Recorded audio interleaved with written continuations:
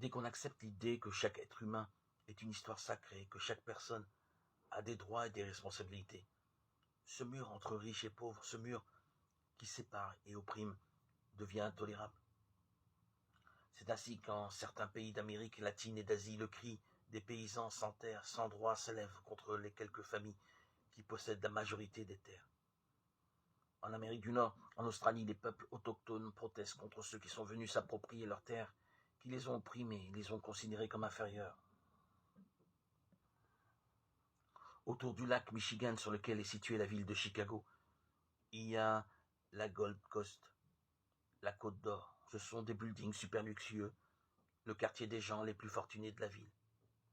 Mais à quelques rues de là, à l'intérieur de la ville, on trouve le quartier du peuple noir, des maisons délabrées, des rues sales, un monde brisé, un monde de violence.